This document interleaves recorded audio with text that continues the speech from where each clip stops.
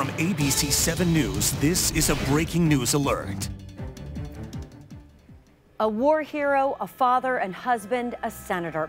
Tonight, people across the country mourning the loss of John McCain, one of our nation's most well-known and respected leaders, also now admired for his bravery during his year-long battle with brain cancer. You are looking at live video right now, streaming from his home state of Arizona, the processional for Senator John McCain, who died today. This is his hearse. The condolences have been pouring in from around the country. Just yesterday, the family had said he had decided not to continue treatment for brain cancer. And just hours ago, we learned that Senator John McCain has now passed away. That hearse had left the McCain family ranch in Sedona, Arizona. And right now, the road leading up to that ranch is guarded by armed sheriff's deputies. The news of McCain's death prompting one of those incredibly rare moments when Washington stops to recognize just how much he has meant to the world. Our chief political correspondent, Scott Thurmond, in for this special reason tonight with John McCain's political impact on the tone and the spirit of Washington. If there's a way John McCain has most often been described, a reason he's been revered by his allies and even foes, it's as a patriot and a fighter. This battle, the one against brain cancer, he's fought just as valiantly. Hey guys, how are you? Good to see you. On Friday, though, his family announcing he'll no longer seek treatment, sparking a barrage of well wishes from all sides of the spectrum. McCain was diagnosed in July of last year, yet continued his ways that earned him the nickname Maverick, just a week after appearing on the Senate floor with a decisive point down, dashing his own party's work to repeal Obamacare. Always determined to do what he felt right, even if others stood in the way. I don't know anybody in the Senate who hasn't been on the receiving end of some of his passion, and sometimes in a not entirely positive way.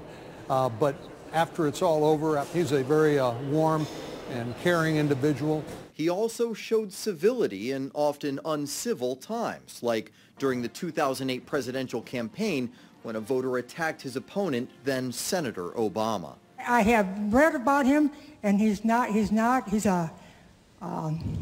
Arab. No ma'am. He's a decent family man, citizen that I just happen to have disagreements with on fundamental issues. He was also never afraid to cross the aisle, aware he'd be taking heat. That's the way this town works. There were plenty of ups and downs, including 2 failed runs for president. Some believe his pick of Sarah Palin as a running mate eventually helped pave the way politically for Donald Trump.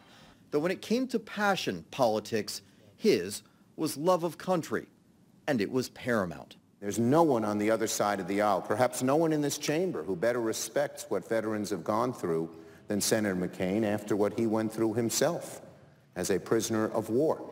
His closest confidants say he's left them and all of Washington with a lesson they'll not soon forget. John McCain was the most optimistic man I've ever known in my life. He was always about tomorrow, not about yesterday, not about the moment, but about the fights to come. And there's a whole generation of Republicans and Democrats who are affected by John McCain. In that sense, he will live forever. Chief political correspondent Scott Thurmond joining us here now with some special memories. Just if we could touch on Senator Lindsey Graham for a moment.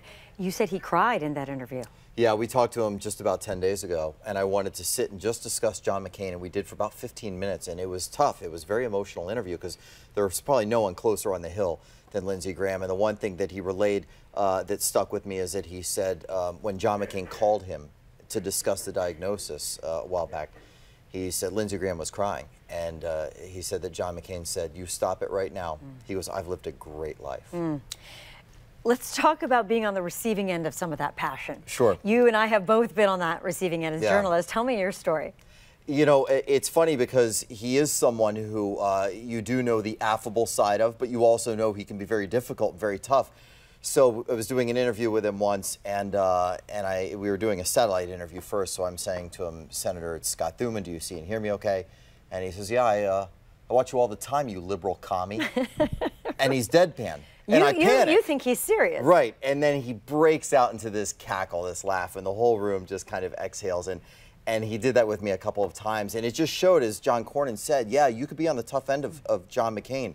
But in the end, you knew this was a guy who, no matter what, if you agreed with him or disagreed with him politically or his style, it almost didn't matter, because you all had to have consensus that what he was doing because he felt it was the right thing for the country, and you can't deny that. You can't. And I tweeted about how I interviewed him in '96 around that. I asked him a question. It was critical about his treatment of veterans, because someone had called in complaining, and he really bristled, and I got what people have talked about, the passion of John McCain. Yeah. The man was serious about defending his country. But aside from family, perhaps nothing mattered more than military to him, and many men and women in uniform are very thankful for everything he's done. We look forward to the rest of your interview with Senator Lindsey Graham on John McCain. I know we'll see much more of that coming up in the days ahead. We will. Thank you, Scott. Thank you.